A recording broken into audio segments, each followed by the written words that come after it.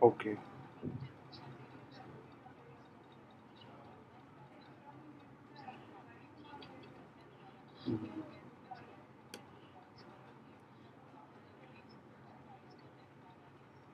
हम्म, हम्म, हम्म।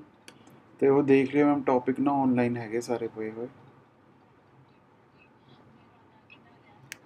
ਮੈਂ ਮੇਰੀ ਨਾ ਕਲਾਸ ਹੈ ਮੈਂ ਸਟਾਰਟ ਹੋ ਗਿਆ ਮੇਰਾ। Okay ma'am. Okay.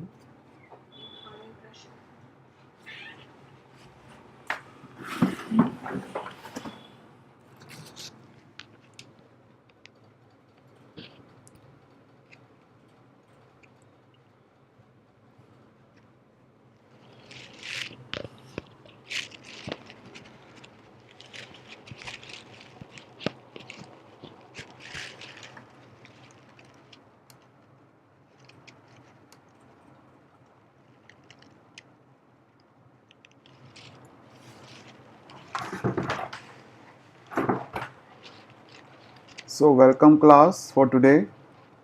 Um,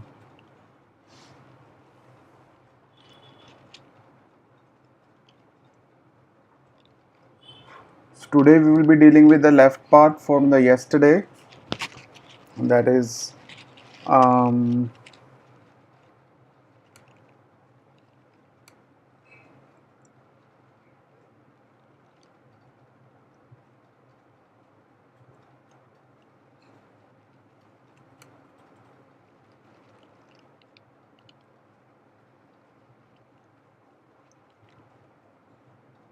so I do with the same part today.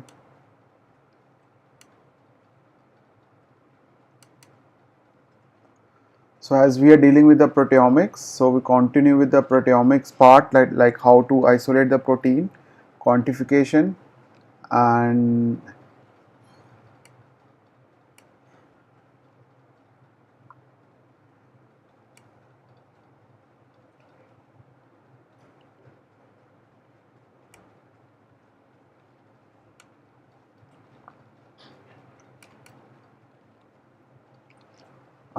beyond we go. If you have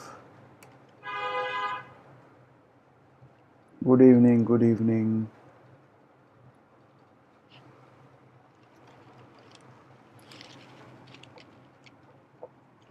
So we should start at the right time. So our task is to finish this lectures only. So we try to finish it in slow and easy manner, not to go very fast.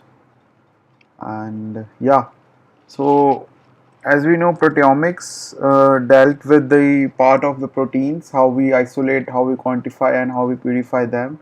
So this lecture will be dealing with that part only.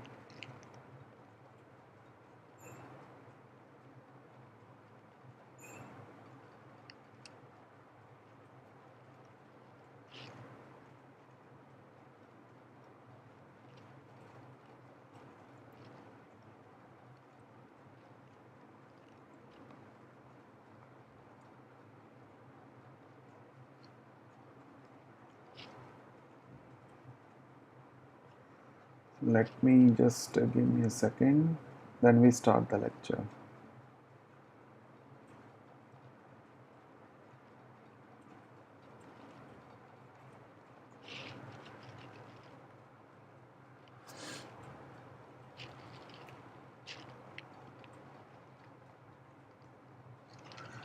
So first we have to see how you can modify your proteins with the help of protein assays. And in this you have first we start with the Nobel Prize winners who got the Nobel Prize winner in the field of chromatography and electrophoresis. On this side with the Potten, Martin and Millington Singh, they got in 1952 for the Nobel Prize winner in the field of partition chromatography. Then later on, Corin Tisselus, William in 1948, they got Nobel Prize for electrophoresis. Then in the field of mass spectrometry and sedimentation, Fan, Tanaka, Swedberg, they got their respective Nobel Prize winner. Then in the field of organelle fractionation, organelle like your all pellets like mitochondria, nucleus, all these are there. So, and you differentiate between them with the help of centrifugation, that is a fractionation, a method of removing your protein. So in that case, Albert Claude Christian Deduvo and George Pelletier. They got the Nobel Prize winners. Then at the end, the protein sequencing with the Friedrich Sanger and Friedrich Sanger from United Kingdom both. One from the MRC, one from the University of Cambridge. They got the Nobel Prize winner for the contribution concerning the determination of base sequence in the nucleic acids.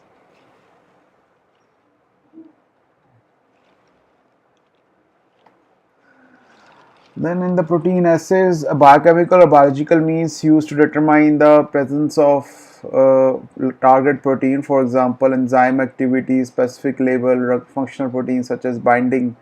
So to determine all these things are used for the protein assays. So in this case, lactate is there. It's converted into pyruvate in the presence of lactate dehydrogenase. And NAD plus give rise to NADH and plus H plus ions. Then ELF5A precursor is being given with the help of deoxyhypopyzine synthase, deoxyhypopyzine hydroxylase, spermidine, and then deoxyhypopozyl ELFA and hypopozyl ELFA. So their respective things are produced. Then once your assay is done, now it comes time for the protein isolation. How you can isolate the protein? First step is the homogenization, that is disrupting of the cells that you have got it. Then how to disrupt them is with the help of Downs immunizer, sonication, osmotic shock, or French press. Then comes the fractionation. Fractionation could be done with the help of pH, ammonium sulfate precipitation, differential centrifugation. Here is shown you the differential centrifugation, that you have a homogeneous forms and you centrifuge for 500 G for 10 minutes, and then pellet becomes a down and you see nuclear fractionation at the end. So at the bottom is so your bottom is your nuclear fractionations. Then you go centrifugation further of supranatant at 10,000 G for 20 minutes. Then you got mitochondrial fractionations. Then you make the sedimentation of further, then you get the cytosol soluble proteins. In the pellet you get microsomal fractionation. So by this way you can separate three parts, that is nuclear, mitochondrial and microsomal, three different parts in a very nice way. Then protein isolation could be done with the help of centrifugation also, to separate particles and macromolecules based on the mass, density, shape. Differential centrifugation, that is sample is poured into the tube and what you can see is more dense particles they remain up and the less dense particles they come downwards, and you can differentiate them between centrifugal force. Then the less dense particle will be upwards and more dense particles will be downwards. Then the pellets are your dense particles. Then you remove the supranatant and you get the pellet particles to be separated like this. Rate zonal centrifugation. So sample is laid on the top of a gradient, large particles, small particles. So they are large particles and they are small particles. We put them on the sucrose gradient. So there is a gradient made up of sucrose and you put your sample on top. And within the gradient, when you do the centrifugation, they got separated according to their density. So heavy density will be downwards, less density will be upwards, and then you separate them by the increasing mass of particles. Then with respect to the speed, protein isolation with 300,000 G 5 minutes, 10,000 G for 10 minutes, 40,000 G for 30 minutes, 200,000 G for 16 hours and 400,000 G for 24 hours. You can separate your particles as per the needs. So with these different speeds, you have large organelles, mitochondria, membrane, plasma membrane, large protein complexes, proteins like 550,000 Dalton, respectively could be separated out. Then comes the sedimentation coefficient, which is equal to the 10 raised to minus 13 seconds. That's the main thing you have to remember in this case. And then because of the sedimentation velocity technique, you can also separate your molecules. So there is a low density solution, there is a high density solution. So you mix them in the centrifuge tube by creating a density gradient, and then on the top you layer samples like what we did in the previous stage, like rate zonal centrifugations. So you have a sucrose gradient and then you add your sample on top. So you have a density gradient sample already and you add your sample on the top. So sample will be separated in the bottom of the tube like this. Fractionation collected through hole in the bottom of the tube, and then you have the solutions at the end.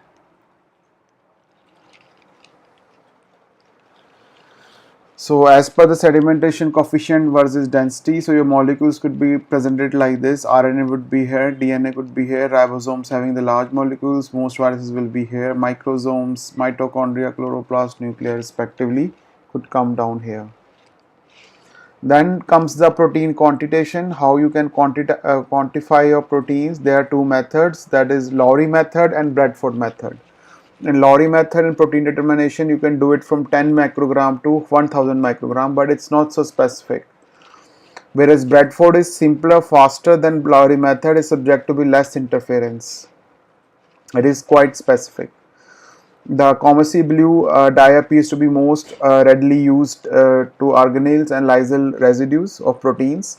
This specificity can lead to the variations in the presence of the acid to different proteins, which is the main disadvantage of this method.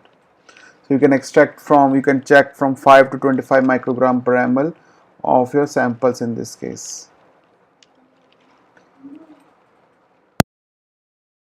One video about this.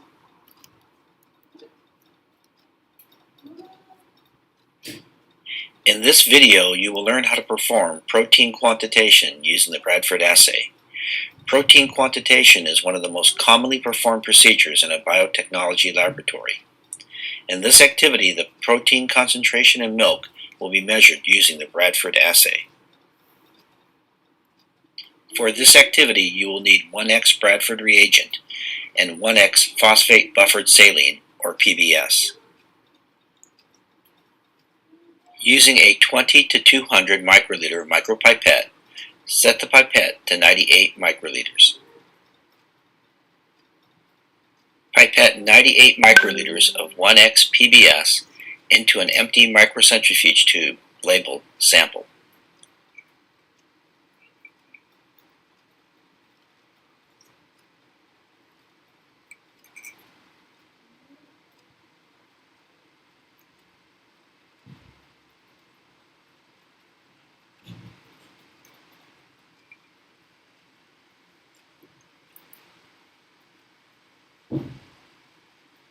Switch to a 2 to 20 microliter micropipette and set the pipette to 2 microliters. Pipette 2 microliters of milk sample into the microtube labeled Sample A.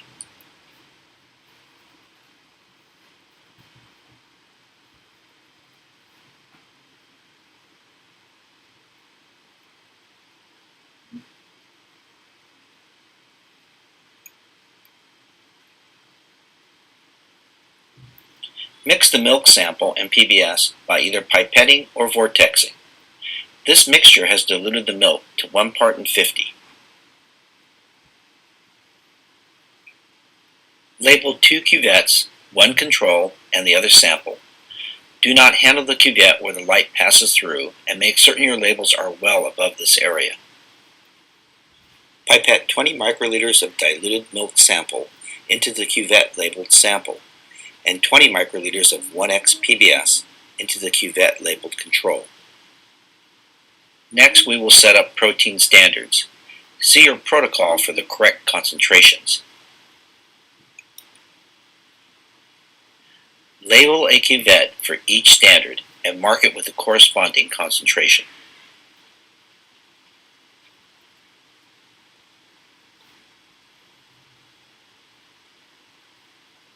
Next, add 20 microliters of each protein standard into the corresponding cuvette.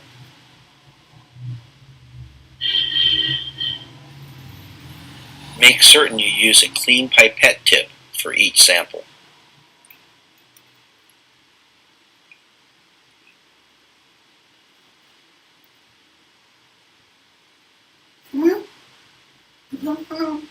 Now you are ready to add the Bradford reagent to all of the cuvettes you have prepared, including the sample and control. Add 1 milliliter of 1x Bradford reagent to each of the cuvettes. Mix completely by pipetting up and down with the micropipette.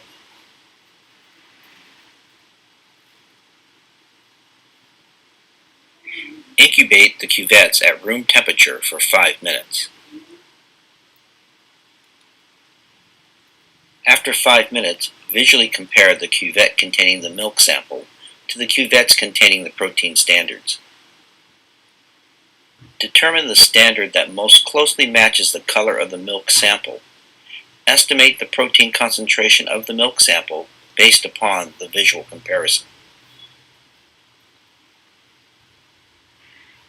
To determine the protein concentration using a spectrophotometer, select for the Bradford assay.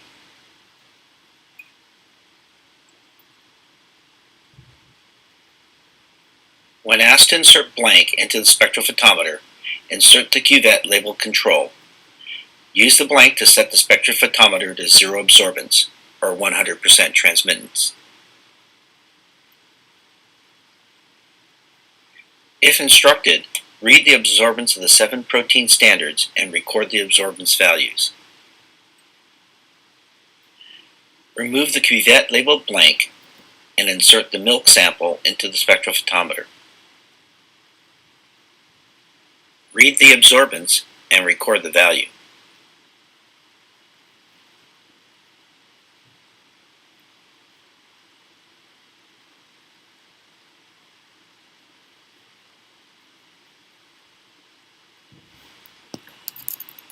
So that was about Bradford assay, how you do it in a simple and nutshell manner. Any questions so far?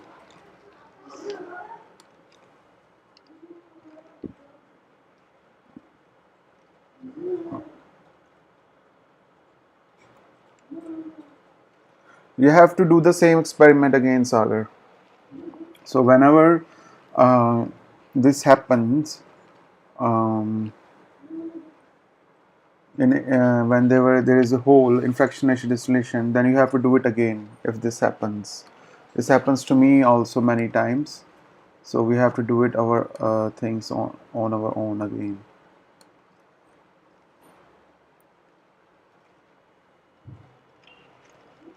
Any further questions, students? Okay, just write it down. I will come for the next part.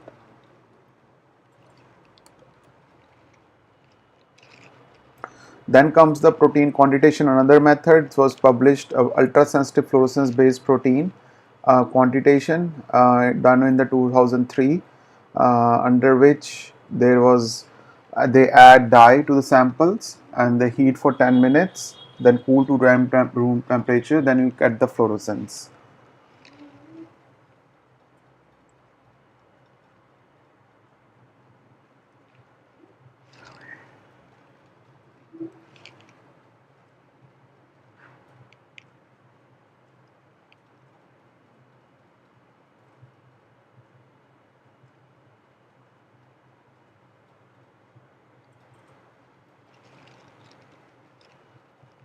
So ultra sensitive fluorescence based quantitation. So you can see that it is a fluorescence based from protein to the fluorescence side, where your protein is in microgram per ml 2, 4, 6, 8, 10, and the fluorescence on the left side is being parallel, showing a linear graph. Now after done the quantitation and isolation, now comes the part of purification, right?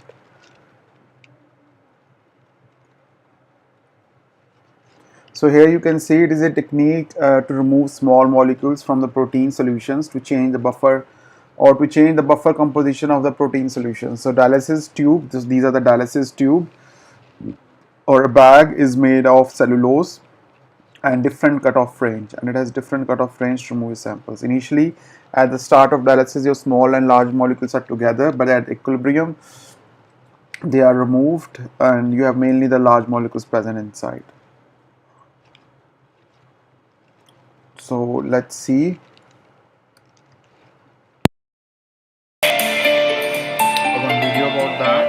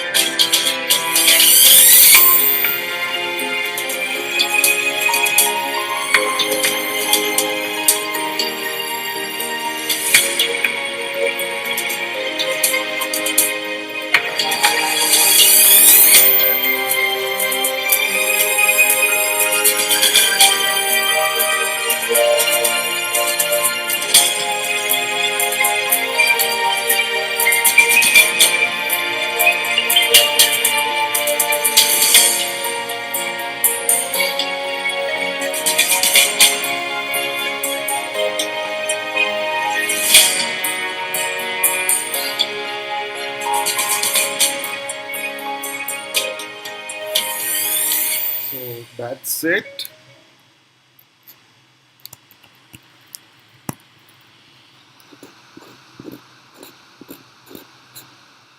This is how you separate by a dialysis bag. Then comes the protein purification via chromatography, which is a technique based basically on the mobile phase is liquid and stationary phase may be liquid or solid in that case.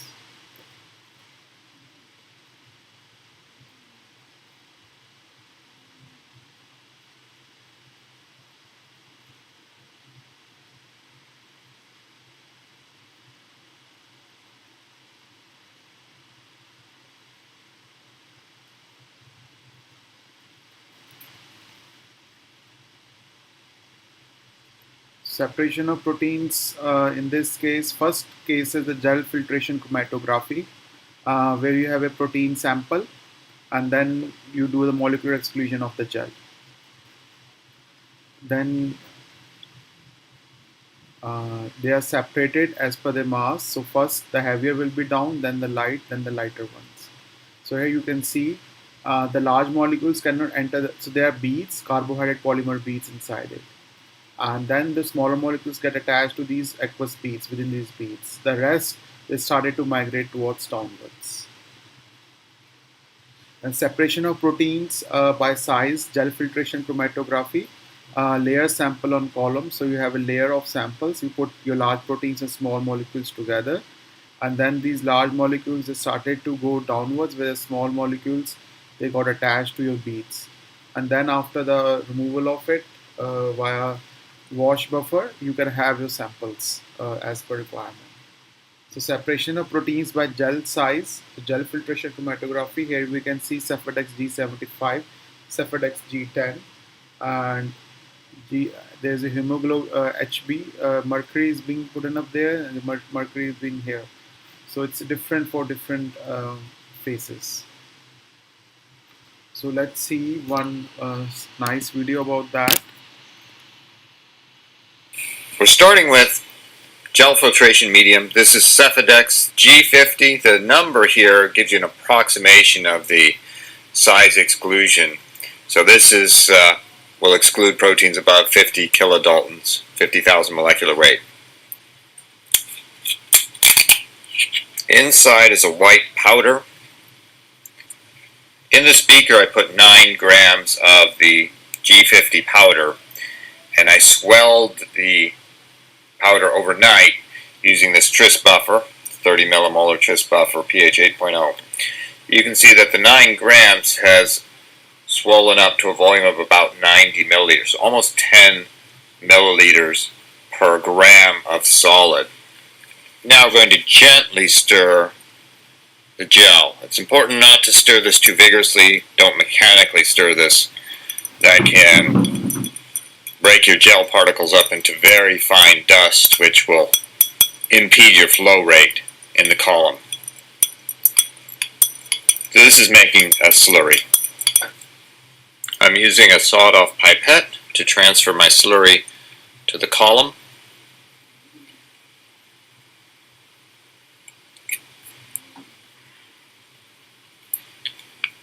For gel filtration, I want a fairly tall gel bed. So I'm trying to mostly fill this column. And excess buffer will drip out the bottom. So here you can see the drips coming out the bottom. Gel bed is starting to settle a little bit. Gel bed is right here. I'll add a little more buffer so that it doesn't run dry at the top. So I'm gently adding a little buffer to the top. This looks great. You can see the gel bed is fully settled here. There's a little bit of buffer on the top. I've capped the bottom right now to keep it from going dry. I'm going to put a mixture of two molecules onto the column. Blue dextran is a very large molecule. It's a polysaccharide. Molecular weight about 1,000,000.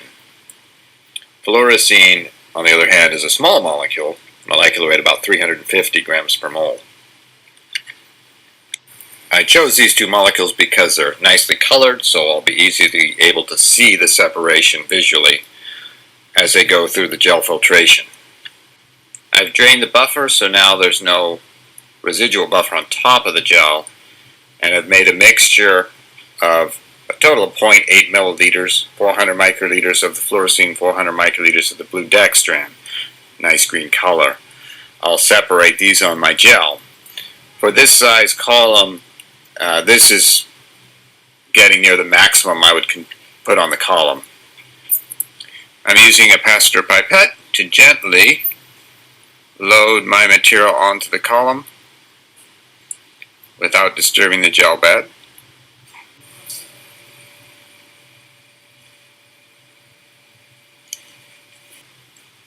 So here you can see the blue molecules, the large molecules, are moving faster through the gel. So I'll hope that I can get a complete separation between the blue and the yellow. Now the excess on the top of the gel is all soaked in.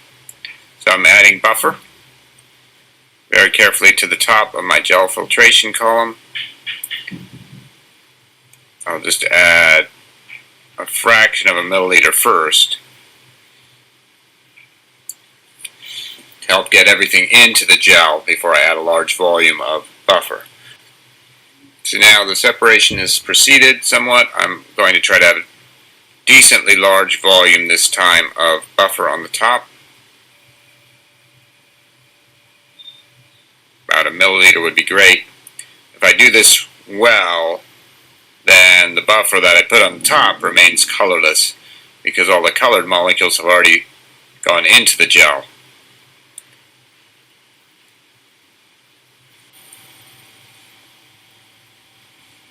Alright, now you can start to see a little colorless layer on the top. That's perfect. All the colored molecules are in the G50 and they're starting to separate quite nicely. The yellow molecules are up here, the blue are down here. It's still got a little overlap. So I may have overloaded this column, but we'll see. I'm hoping that before the blue molecules elute that they'll actually be separated from the yellow, but it's going to be close.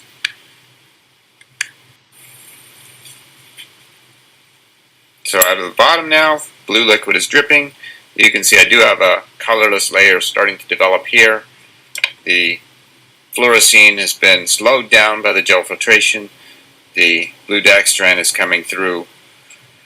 So this technique is often used to separate a protein, which is large, from the small molecules that could be salts or could be a fluorescent tag that is unwanted. I've topped up with buffer on the top so that it never runs dry. The Fluorescein is now eluting from the column. Fluorescein is fluorescent. I'm shining a little blue light, UV light on it, and you can see it glows green. The last little bits of fluorescein are emerging from the column now.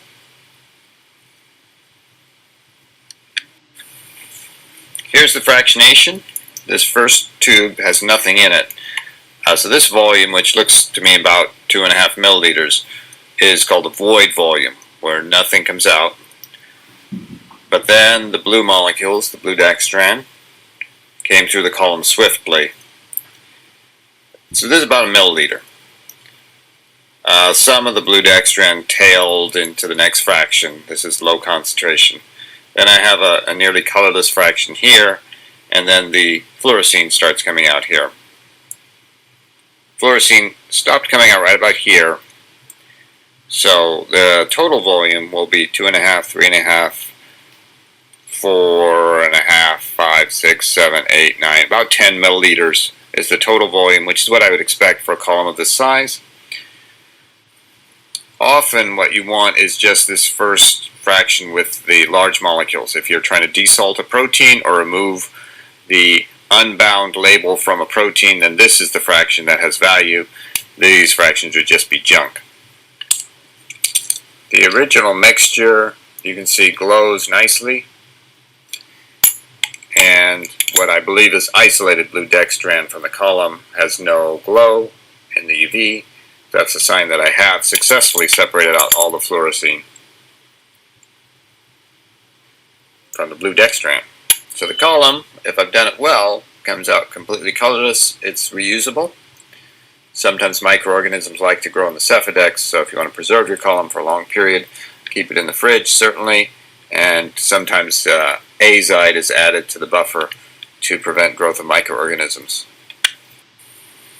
Here's tris buffer with 0.01% sodium azide, and this will prevent microorganisms from chewing on the dextran that's in the column if you're storing it over a long period of time.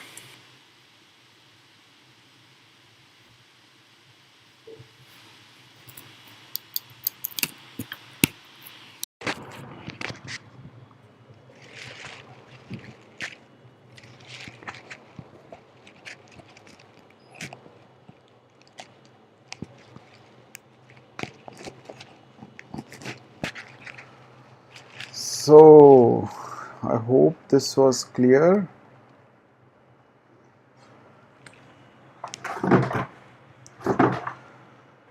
So you have questions?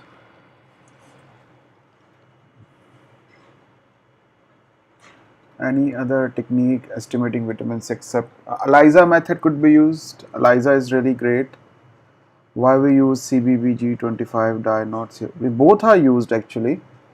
Both could be used. It's not matter of fact, because with this R250 you can have 0.1 microgram of protein could be specifically tested out, whereas in the G25 it ranges from 1 microgram to 25 microgram. So both are having its own advantages.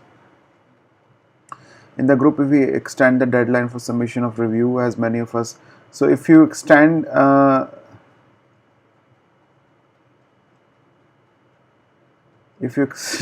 your extension, so you will get your certificates a bit late then, bache.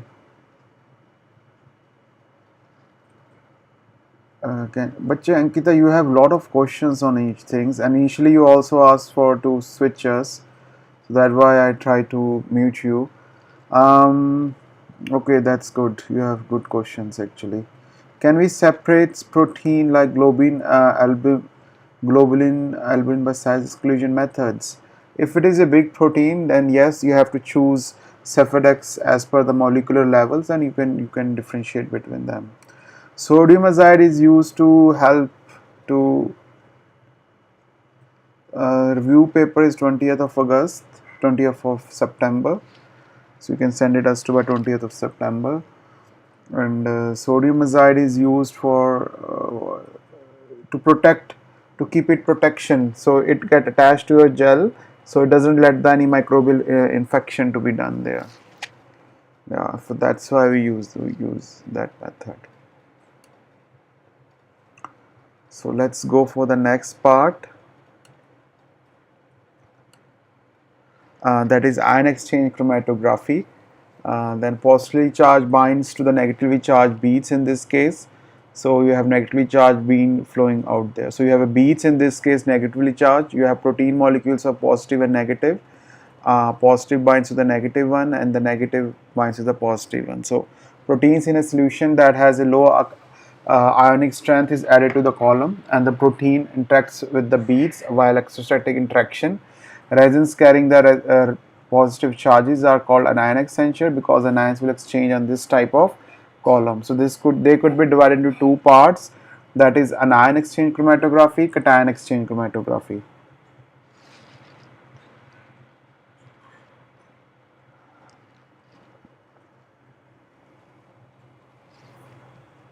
And the matrix is a net positive charge which interacts with the negatively charged proteins, and cation exchange chromatography, the matrix is negatively charged interacts with the positively charged proteins, so vice versa in that case. These are the various in ion exchange chromatography. You can use groups like sulfonate, quaternary amine, diethyl, aminoethyl, hydroxyapatite. So these are various structures of them. So let's go through one more video about it. 6 minutes. Is a chromatography process that allows the separation of ions and polar molecules based on their charge. As well as other forms of chromatography, in ion chromatography, there is a mobile phase, which generally consists of buffer solution. And there is a stationary phase which consists of a matrix that contains charged ionizable functional groups. This type of chromatography is subdivided into anion exchange chromatography and cation exchange chromatography. In anion exchange chromatography, negatively charged molecules are attracted to a positively charged solid support, which is usually beads that provide a positively charged surface, such as resin quaternary ammonium. In cation exchange chromatography, positively charged molecules are attracted to negatively charged solid support, which is commonly beads that provide negatively charged functional groups, such as resin methyl sulfate.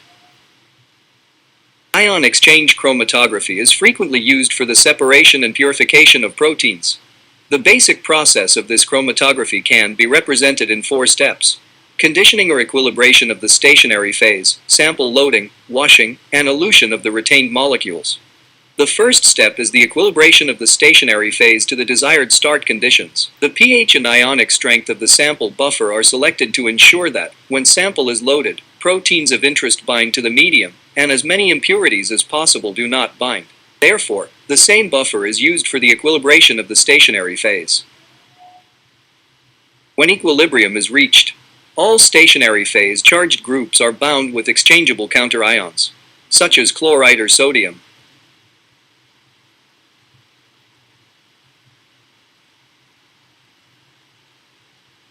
When the column is equilibrated, the second step is sample application. Depending on the pH of their environment, proteins may carry a net positive charge, a net negative charge, or no charge. This net charge can be determined by comparing the pHi of each protein with the pH of the buffer. Proteins are large biomolecules, consisting of one or more long chains of amino acid residues. Amino acids are organic compounds that contain amine and carboxyl functional groups, along with a side chain specific to each amino acid. Depending on the pH of their environment, the amino group can be protonated and became positively charged. The carboxyl group can be deprotonated and became negatively charged. And the side chain of some amino acids can become positively or negatively charged due to the gain or loss of protons. So, the net charge on the molecule can be positive, neutral, or negative. The isoelectric point, or pHi, is the pH at which a protein carries neutral charge. At a pH below their isoelectric point, proteins carry a net positive charge. And at a pH above their isoelectric point, they carry a net negative charge. In this example, the pH of the buffer is equal 5, consequently, protein A has a net negative charge. And both protein B and C carry a net positive charge. In addition, protein C is more positively charged since its pHi is higher than the pHi of protein B.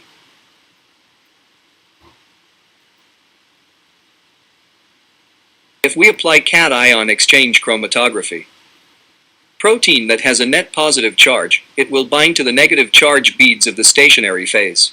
On the other hand, uncharged proteins, or those with a net negative charge, would not bind. They pass through the column at the same speed as the flow of buffer.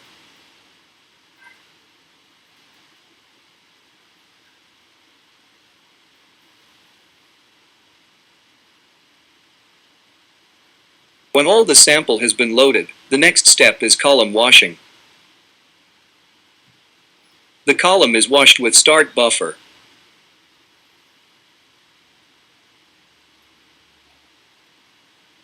To ensure that all non-binding proteins have passed through the column.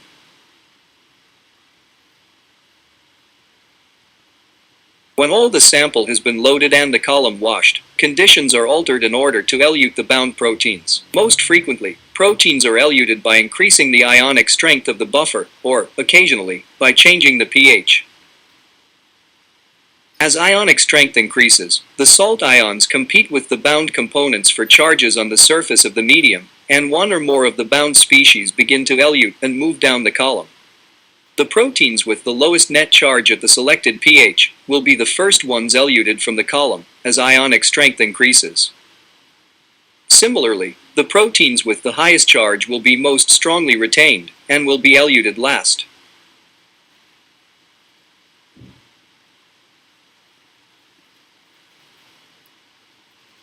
Protein B has the lowest net positive charge, so it can be eluted first. Then, protein C with the highest net positive charge, it can be eluted next, by increasing the salt concentration. Also, varying the pH of the buffer can be used to effect a separation, and to elute the retained proteins. As we seen, the pHi of the protein B is equal 7, and the pHi of protein C is equal 9. So if we add a buffer with pH above the isoelectric point of protein B, and below the isoelectric point of protein C, the protein B will become negatively charged, and can then be eluted. The protein C is still charged positively, consequently, still retained. Next, protein C can be eluted if we apply a buffer with pH above its isoelectric point. So, it becomes negatively charged, and it will pass through the column. One of the primary advantages for the use of ion chromatography is only one interaction involved during the separation. Another advantage of ion exchange is the predictability of elution patterns. By controlling changes in ionic strength or in pH of the buffer, using different forms of gradient, proteins are eluted differently in a purified concentrated form.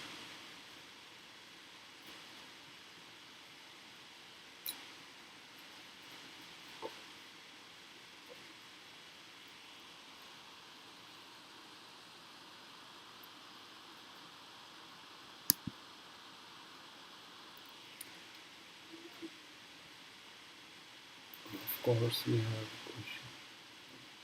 question. Proteins with isoelectric pH can be separated in ion exchange chromatography. Maybe it's better to exchange them with the 2D gel, where we have isoelectric focusing gel. So we have pH minus to positive, pH from 3 to 10, and then we separate with the help of that. So let's continue the next part. Yes, it's somehow like titration, you can say that. Comes the affinity chromatography. It's based on the primary antibody and second primary antibody, where your proteins get attached to the primary antibody, and then we elute with them. So like in this case, glucose binding, glucose attached to the glucose on the beads. The use of glucose resins are used to isolate glucose binding, that is concanavalin protein. So glucose binding proteins are released in the addition of the glucose in that case. So here you have a protein that is attached to the antibody, and the protein recognizes this by the antibody. So you put your antibodies inside that. So when you pour the proteins of two different parts, blue and red, so the red ones will recognize the antibody, and the antibody will attach to its parts. Yeah. Then you wash them. Then you have a elute with the pH buffer 3. Then what will you see, that at the pH with 3, your first in first washing your blue are removed, and then in the second your all solution is removed, then in third your reds are removed. So drawbacks are that they bind to the ligands or antibody can often be so strong that very harsh conditions are needed to elute the enzymes. This leads to denaturations. And the non-specific binding may also occur, especially when where large ligands or antibodies are employed. This non-specific binding can overwhelm the correct binding sites at very high protein concentrations, leading to the pure purifications. Thus, there is often to the limit to the protein concentration that can be applied to affinity column. So this is a 3D. So this is a 3D image. How it is done. So just let's have. In affinity chromatography depends upon the reversible adsorption of biomolecules through biospecific interactions on the ligand. Most affinity chromatography experiments are performed in three main stages: equilibration, sample application and wash, and dilution. The first step is the equilibration of the stationary phase to the desired start conditions. The second step is sample application and wash. The goal in this step is to bind the target molecules and wash out all unbound material. Non-binding molecules will pass through in the flow-through during washing with binding buffer. In the third step, elution, biomolecules are released from the biospecific ligand into the elution buffer by change in the buffer composition. A common way is to increase pH of the buffer.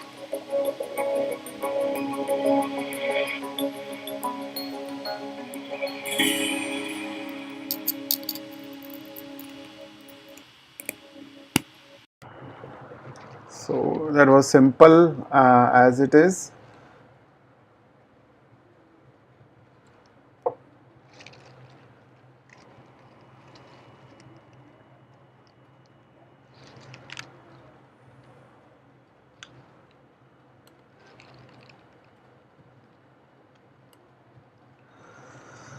So can we separate defensive peptide or protein by affinity?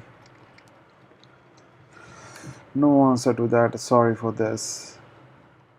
But you can write me personally when let the session finish, because you are the only one who have lot of questions. Others are still want to continue. I am happy that you are asking so many questions, that the things are rising for you. But it will be nice if you can send me your all questions in a word pad, so that I can answer them specifically to your questions. Yeah. If it is fine with you, please do so. We can do also this interaction side by side, but sometimes we had gone through so much of knowledge in our life till this PhD, so some things we can't remember, but we will try to find answers to your questions for sure, because this is what we are here for. So now comes the next part, HPLC. High pressure liquid chromatography is the enhanced column method for protein separation. The resin sizes are more refined, and the chromatographic methods described above can be applied with HPLC columns and equipment, but with HPLC separation beads. The reason that HPLC columns are packed with much smaller beads than those of the standard columns. This simple alterations greatly increases the number of theoretically plates and TPs and hence resolutions. So an intermediate version between column and HPLC is FPLC, that is fast performance liquid chromatography. In this, the column is large tube containing small particles known as stationary phase. The chromatographic bed is composed by the gel beads alone when they are inside the column. The sample is introduced into the injector and then carried into the column by the flowing solvents. Once in the column, the sample mixture separates as a result of different components adhering to it diffusing into the gel. As the solvent is forced into the chromatographic beds by the flow rate, the samples separate into various zones of samples component, and these zones are referred to as bands in this case. So these are the bands that there is absorbance on the y-axis and time has been there. So within 10 minutes, you can see various proteins are separated 1, 2, 3, 4, 5 with different bands. So let's have a watch over this video. HPLC, how it is run.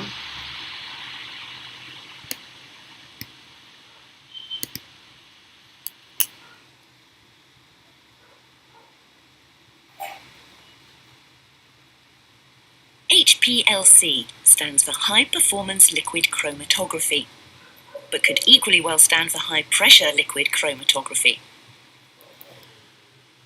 It is used for separating mixtures, either to analyze the mixture or to separate a required product from others in a reaction mixture. It can also be used to find the relative amounts of different components in a mixture. HPLC works on the same principle as paper chromatography, here shown speeded up. A liquid, called the mobile phase, moves past a solid, the stationary phase.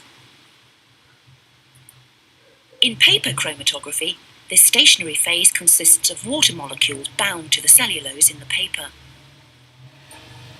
The mobile phase carries different components of a mixture, called the sample, along with it at different rates. How fast each one moves depends on its relative affinity for the mobile and the stationary phases. For example, if the mobile phase is more polar than the stationary phase, the more polar components of a mixture will tend to move more quickly than the less polar ones. In HPLC, the stationary phase is a solid packed into a column, like one of these.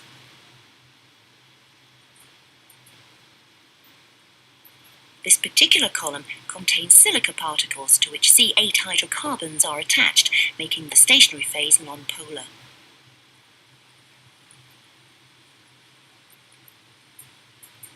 In paper chromatography, the solvent moves along the paper by capillary action. In HPLC, the liquid is forced through the column by high-pressure pumps.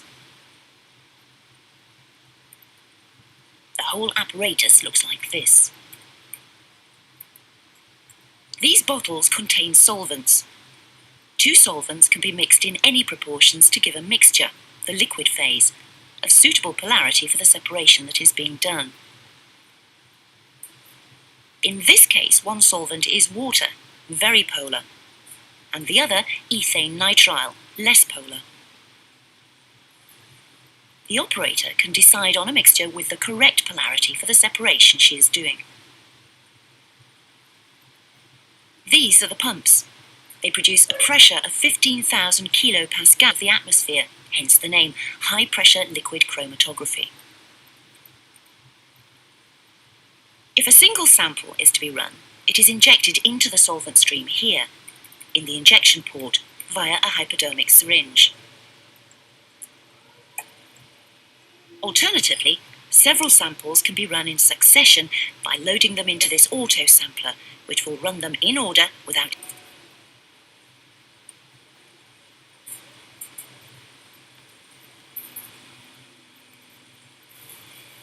The pumps force the mixed solvents through the column. The solvent emerging from the column and carrying the separated components of the mixture passes into the detector. Here, a beam of ultraviolet light shines through it. This light is set at a wavelength that is absorbed by all the components to be separated. When the detector reading drops, a component that is absorbing UV light is coming out of the column and passing through the detector. Many alternative types of detector are possible. This one measures refractive index. The time that each component takes to come off the column is called its retention time and can be used to help identify it. Here, the HPLC instrument is being used to separate a mixture of two steroids used in a pharmaceutical preparation. The column chosen is packed with a nonpolar solid. The tails of the molecules represent hydrocarbon chains C8H17. Having chosen the solvents, detector wavelength and flow rate, a single sample is run by injecting about 20 microliters into the injection port.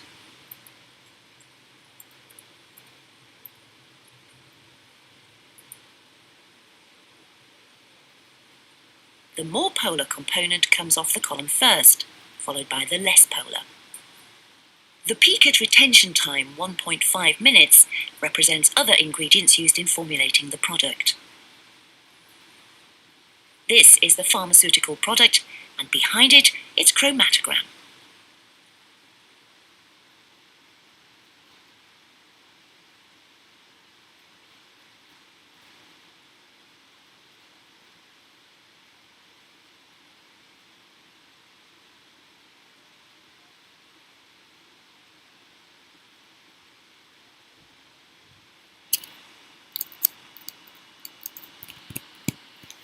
So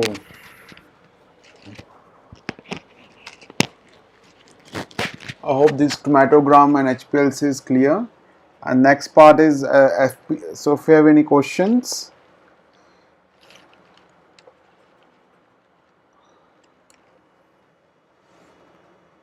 So far it sounds good, right? Let's continue the next part.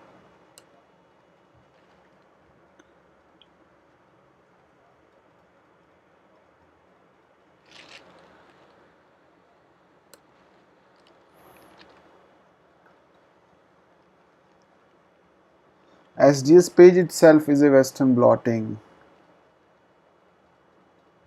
Yeah, column 18 has been used, right? Carbon 18s, yeah. HPLC would be better to purify a protein. High performance liquid chromatography.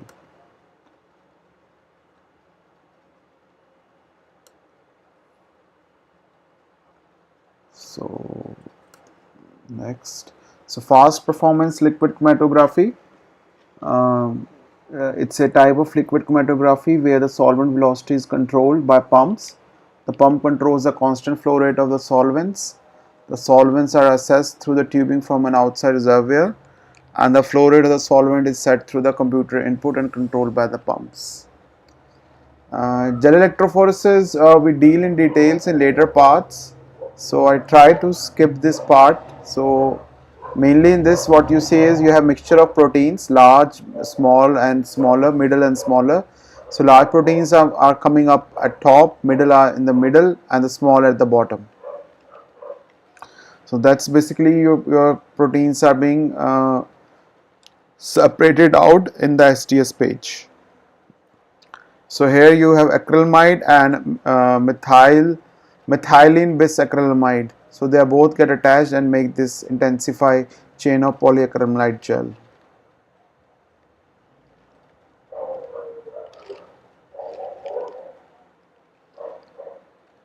And then you have SDS coated proteins you placed on the mixture of SDS page.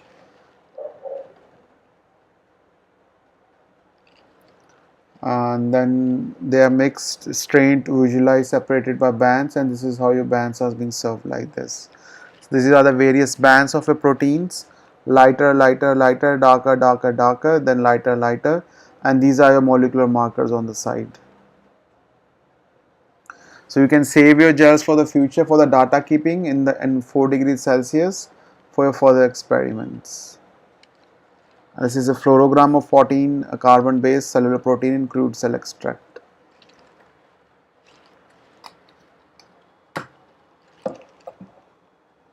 Some more stainings. Now we are done with the SDS page. Now comes the isoelectric focusing gel, which is done with a low pH to high pH. So you have molecules with the pH 3, pH 5, pH 7, but when we run through them, all the molecules will come to the isoelectric pH. So they are the multi-charged polymers. The gel contains polyacrylamides that form pH gradient in the gel under the electric field. So proteins can then separate it based on their pI values. So pH gradients they have many different values. So here you can see unmodified EL and modified EL5A in SDS page, but in the isoelectric focus we get a better image, more charge per molecule in that case.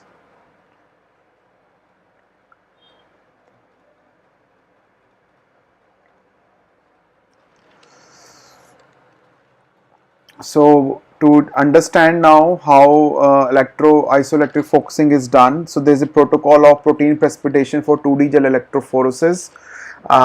So this is one practical part is being done to you and shown to you. So just watch through it.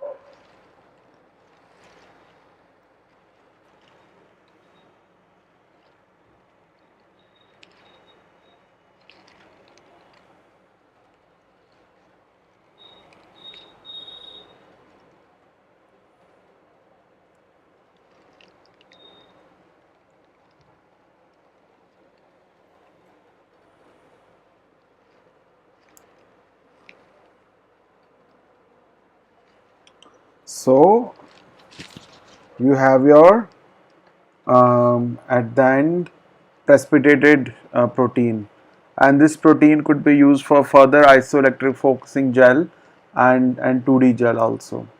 So that part is like two-dimensional electrophoresis is done. So before we go ahead, let's take your questions. बच्चे polyacrylate gel and adds like reagents, please. So these are the ones which help to run your gel. So they make a crisscross linking of your like a web, so through which your samples will run. And then about more, we will have a workshop tomorrow about electrophoresis. So there you will have understanding, much better understanding of it. Oh man, Ankita Mohaptra. Sir, I am performing SDS page in my work, facing problem in fine separation of my protein ladder. Sample of separating fine but not ladder. Which ladder? You mean molecular ladder? Because that is separated very easily. High molecular weight proteins in ladder get stuck at junction of Sg and Rg. Voltage I kept 50 volts. So what could be the reason behind this? Oh man, I didn't understand your questions. Maybe we can discuss it later when the session is over. I try to answer them. Your molecular ladder is not being run. That's so something is problem with the. It might be denatured, so it might be kept in the room temperature for longer time, so its function is not present anymore, or it might be old, or it has been contaminated. So try to ask your colleague from other lab. If somebody have molecular, everyone has. They could give you some samples and then run them. Then you can have it there, because molecular ladder is really important to run your samples. Just ask around if somebody else has of your molecular ladder. Okay, so now comes the 2D gel. So you run your samples from pH 4 to pH 10 isoelectric focusing. Then those samples you put in the 2D form, and then you run a SDS page further. SDS page in the second dimension by size. So you have your samples. So your 2D isoelectric focusing is done on this way, 2D gel, and on this side is the SDS page. Yeah. So then you can see your various spots here of your proteins on this gel. So all the spots are the whole proteome actually. Whole proteomics part are being shown here in this 2D gel. Then I mean you can run to compare it between the healthy cell and disease cells, that what are the proteins that are changed, and then you can extract these proteins by a gel and then run for mass spectrometry and then check what are the alterations, most post-translational modifications has been happened between a healthy cell and disease cell. So let's check this video about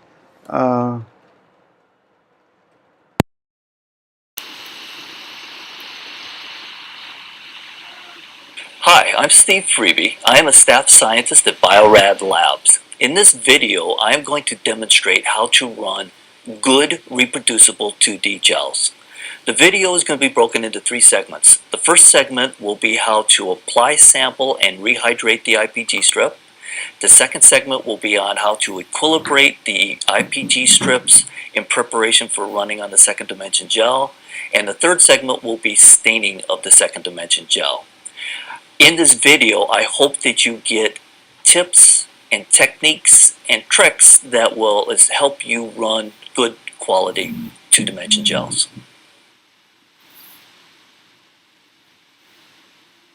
After sample preparation, the first step to 2D is to rehydrate the Ipg strip. And I'm going to demonstrate this process using Biorad's 2D starter kit. The 2D starter kit is a great tool for learning 2D gel electrophoresis. It contains all the reagents and an E. coli sample for running a 2D gel. The first step is to prepare the sample and the reagents according to the instructions in the manual. The components of the rehydration buffer are urea, Chaps, DTT, Amphelite, and Bromophenol Blue. I will be loading 200 micrograms of E. coli sample that has been reconstituted in rehydration buffer onto an 11 centimeter pH 4 to 7 IPG strip. To rehydrate the strip, I will load 200 microliters of sample into the focusing tray in each lane that I'll be running a strip. I am using a focusing tray that is specific for 11 centimeter strips. Trays are available for all IPG strip lengths. Tilt the tray toward you to allow for even distribution of the strip. An easy way to do this is to take the focusing tray, put it on the edge of the lid to the focusing tray, and you have the tray at an angle towards you. Dispense sample along one edge of the lane of the tray. And you want to dispense it in a nice even bead from one electrode across to the other. One even bead. I have shown you this with the focusing tray, but this can also be done with the rehydration tray. Now we are ready to place the IPG strip into the focusing tray. An IPG strip has two sides. One is a plastic protective backing and the other is a dried gel. You begin by removing the plastic protective backing with forceps, and you can tell where that plastic protective backing is by a slight indent on one side of the plastic pieces. The side that has indented is your protective backing. You pull that rapidly across, and now you have gel side up. Take your forceps, hold onto the strip. On the negative side, you'll see the other side has a positive side. The negative side is opposite of that.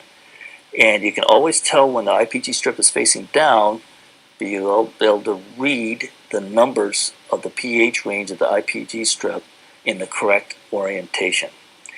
Now the gel will be loaded onto the sample bead, gel side down. If you are running multiple samples, I recommend labeling your strip before the step. Make sure to label the side of the gel and not the protective backing. To load the IPG strip into the focusing tray, place the positive end of the IPG strip into the positive electrode of the focusing tray and slowly drop your IPG strip into the lane of the focusing tray. Being very careful not to trap any air bubbles. If there are any air bubbles trapped, you can pick up the end and gently reposition the IPG strip until the air bubbles are expelled. If you don't remove air bubbles, there will be areas in the IPG strip that do not rehydrate properly, and that will cause serious anomalies in your first dimension isoelectric focusing run. The initial step of the first dimension separation is to rehydrate the strip. I will do passive rehydration in the focusing tray. Other forms of rehydration are active, which may be used for high molecular weight proteins, and cup loading, which is ideal for the separation of proteins that will be separated at extreme basic and acidic pH.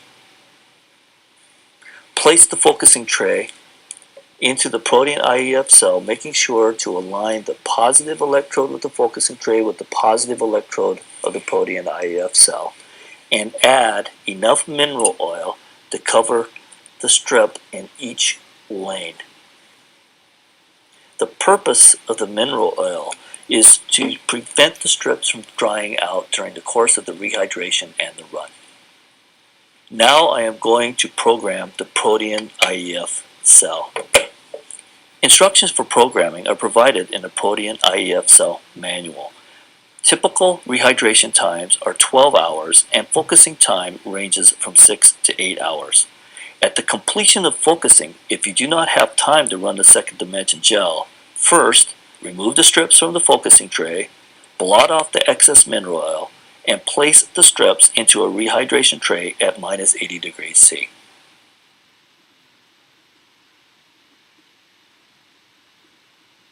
The steps following rehydration and focusing of the IPG strip are equilibration of the IPG strip in preparation for the second dimension gel, which I will now demonstrate. The equilibration process is a two-step procedure. Equilibration buffer number 1 contains DTT for reduction of proteins in the strip. Equilibration buffer number 2 contains iodoacetamide for alkylation of proteins in the strip. Each solution contains SDS for denaturation of proteins in the Ipg strip to ensure optimal performance in the second dimension. Prior to equilibration, I will remove the Ipg strip from the focusing tray and blot the excess oil off of the strip. First, pick up one end of the Ipg strip, turn it over so the gel side is up, and place the Ipg strip gel side up on a dry piece of filter paper. Wet another piece of filter paper and place the wet filter paper onto the Ipg strip and gently blot the excess mineral oil off the strip. Be careful not to press too hard to damage the Ipg strip gel. The next step is to equilibrate the strips. I prepared buffers from the Ready Prep 2D starter kit as instructed in the manual. Remove the wet filter paper from the top of the Ipg strip. Place the Ipg strip into a lane gel side up of the rehydration tray. Add 2 milliliters of equilibration buffer number 1 to each lane of the rehydration tray that you have a strip.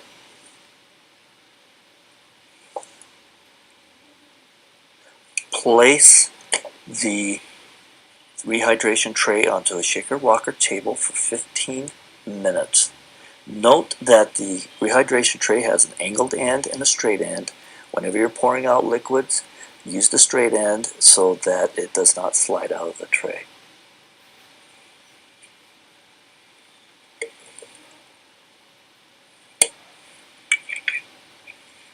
Now add 2 milliliters of buffer number 2.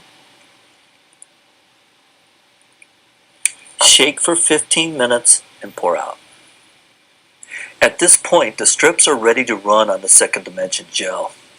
I am going to use Bio-Rad's Criterion precast gels, which accommodate the 11 centimeter Ipg strips that we ran earlier. Prepare the gel by removing the sealing tape from the bottom of the gel and slide out the comb from the top.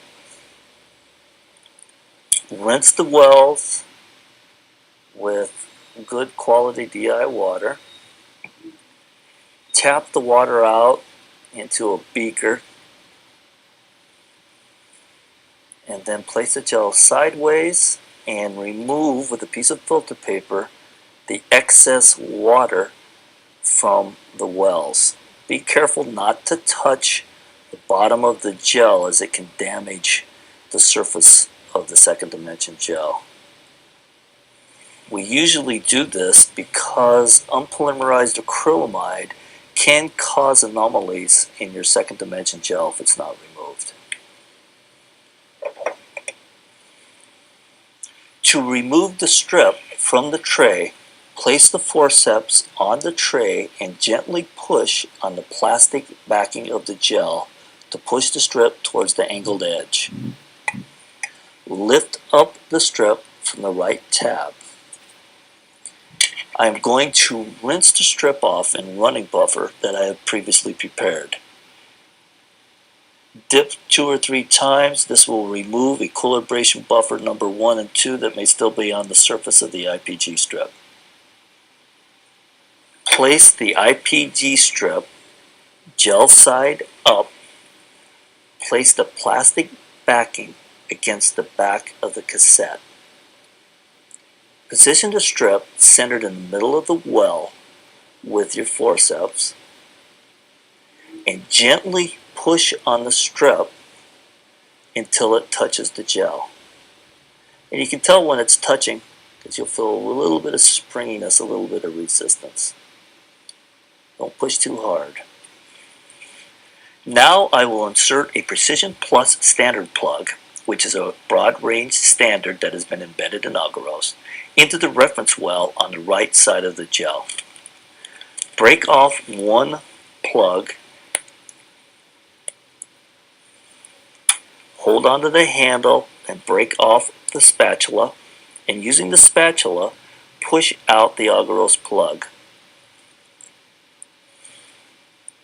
For criterion gels, I usually cut the plug into 4 slices to match the size of the well. In this case, I need 1. With forceps, take one of the slices, place on the back of the gel cassette over the reference well, and gently push the plug into the reference well. At this point, we want to seal the Ipg strip and standard gel plug into the well of the gel. I will use Protein Plus overlay agarose. Heat in the microwave oven until it boils, and when the temperature of the agarose is no longer hot to the touch, take the hot agarose and fill up the well. Do this in one rapid action, side to side. Working quickly, use your forceps to push the Ipg strip against the gel to push out any air bubbles. Agarose is going to solidify fairly fast. You can see the agarose filling in the place of the bubbles as they get pushed to the top. Small air bubbles are not an issue. Try to get some of your larger ones, and you should not have any problems for your second dimension gel. Now that the agarose is solidified, I'm ready to run the gel. In this case, I'm going to run the gel in the Criterion gel box, which holds 2 gels. In most cases, you're going to run multiple gels and you want to use a Criterion dodecacell. Remove the gel cassette and place it into the Criterion cell. Load the upper buffer chamber with running buffer.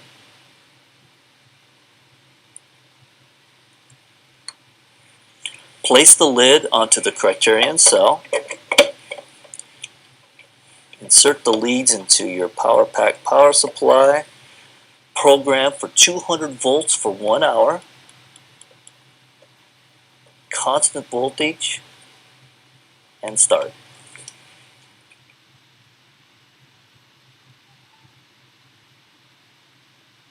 The second dimension gel has now completed running.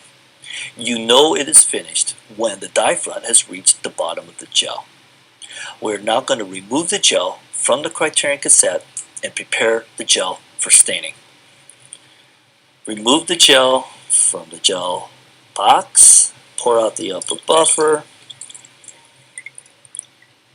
and open the gel by using forceps or a similar tool by pushing the forceps against the plastic cassette towards you at the top and work your way down.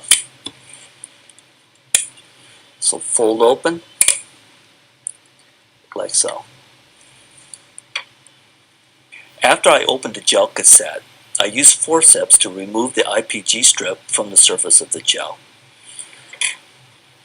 Starting at the bottom of the gel, gently pull the gel away from the surface of the cassette. The easiest way to do this, turn the gel upside down over the surface of the staining solution, remove a corner, and remove a corner until the gel falls into the solution. Biorad offers many different staining choices for 2D gels, ranging from the visual stains, the traditional Kamasis and silver stains, to the fluorescent stains, flamingo and cypro. In this case, I am staining this gel with BioSafe Kamasi, and the first step requires 3 10-minute rinses in water to remove SDS from the gel. We are now going to stain the gel using Biorad's BioSafe Kamasi stain. Following the 3 10-minute water washes, we're going to transfer the gel to a tray of BioSafe Kamasi, and we are going to stain the gel for 45 minutes to 1 hour. Following staining, we are going to transfer the gel from BioSafe Kamasi back into water, and we are going to destain until you get desired background. At that point, the gel will be ready for imaging. Here you can see that I have generated a gel with a clear background and well-resolved spots.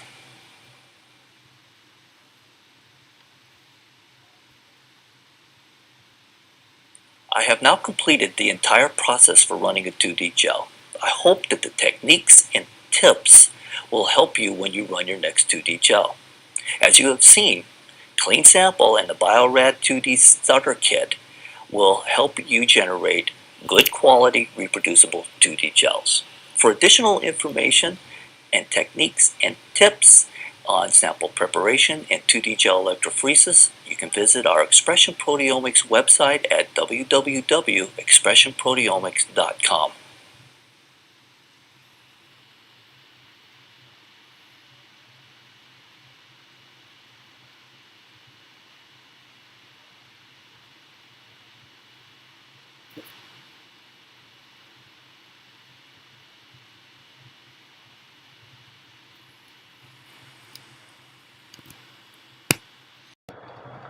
So that was quite nice explanation of 2D gel.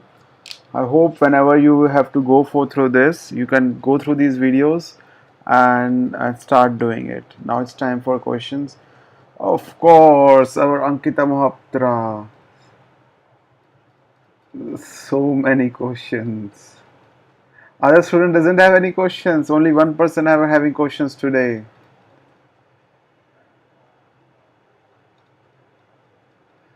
1 to 2 hour. Better is overnight. When I was doing my Western blots, I was doing overnight.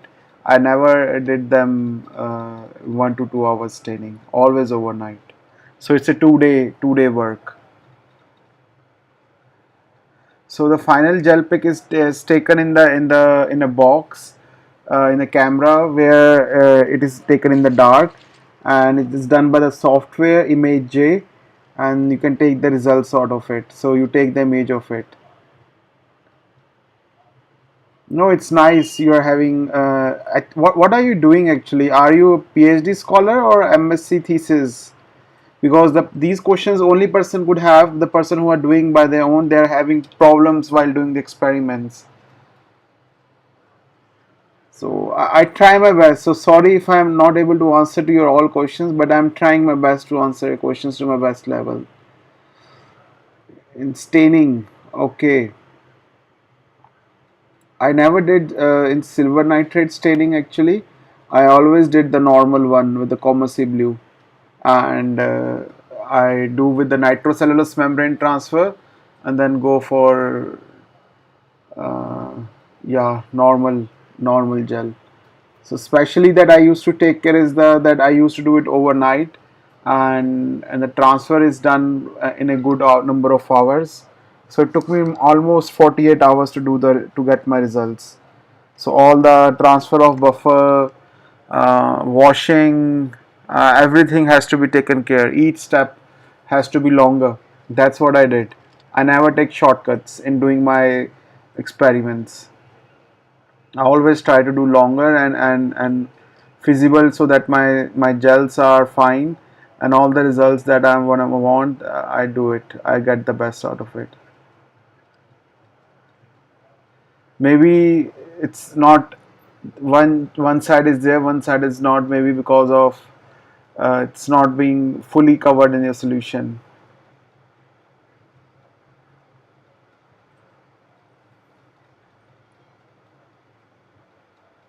Okay. So you're MSc student final year. Okay, understood. Are you a PhD scholar, Nagesh? Nice. Background, it's most likely when you will do the if you are doing a PhD, so the software will tell you the best background. So normally what people are doing in the lab, just go with that. So there will be some, in each lab it's different. So as per the software, I don't know, in our time we have Biorad.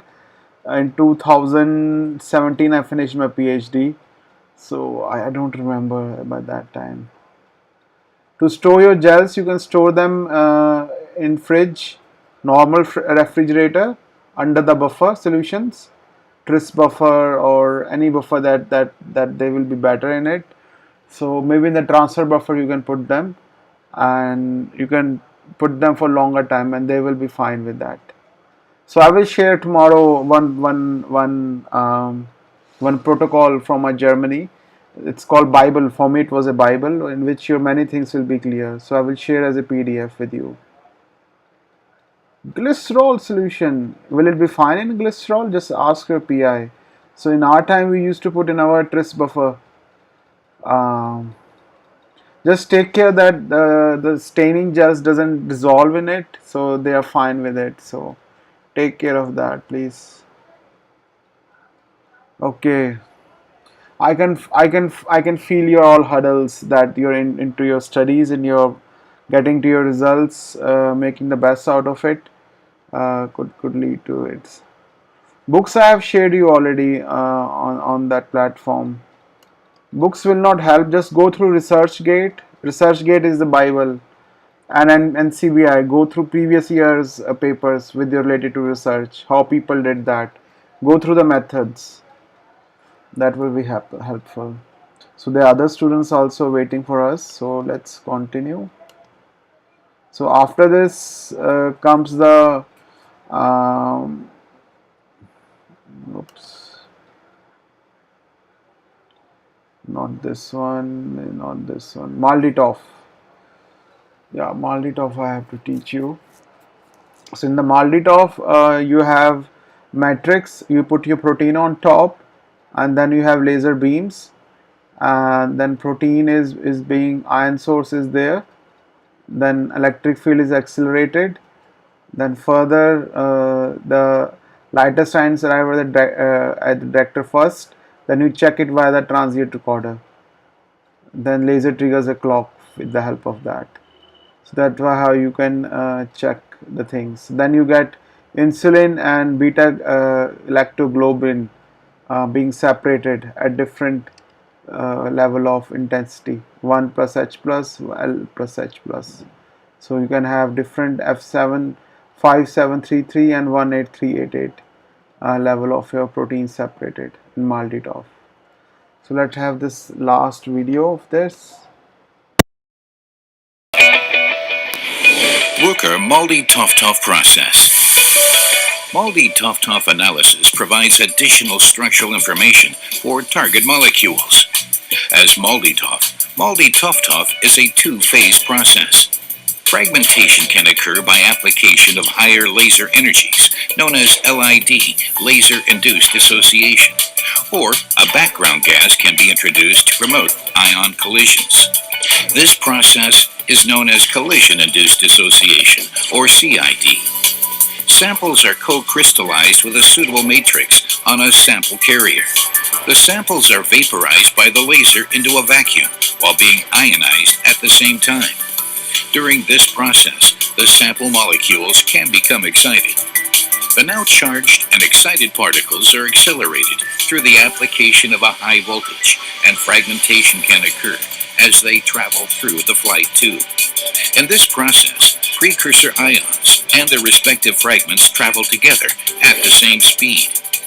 Based on the expected time of flight of the precursor ions, specific ion packages may be individually selected, and all other ions blocked from continuing through the flight tube.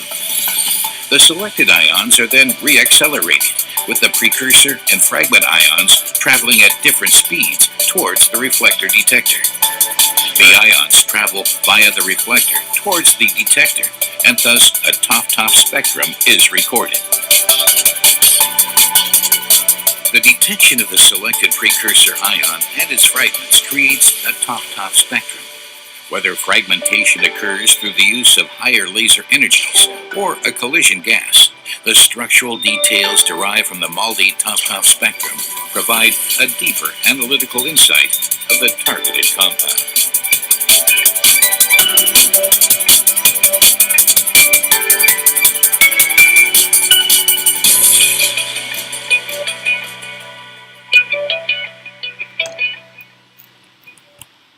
Okay, Maldi Toff. So that's end for the today's session. I think I cannot share this part. or can I?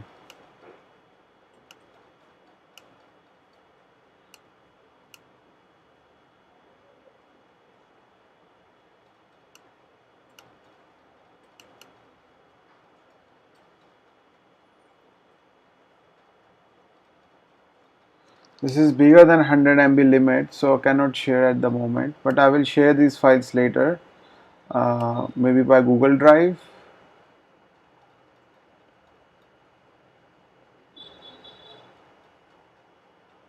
Malditov, then MSMS, mass spectrometry, ESI, you can do it, but I will try to share with you. Maybe I can try Google Slides, Google Drive.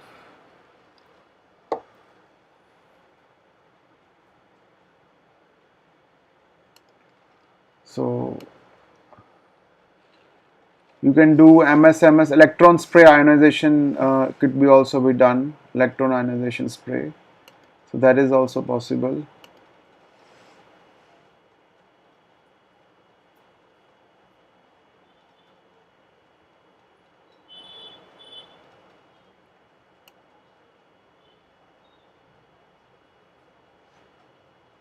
So what was the name of the file?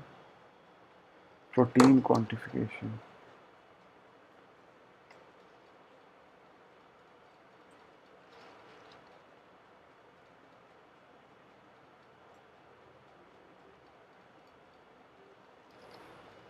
Okay, I will share with you these files. Any further questions, students?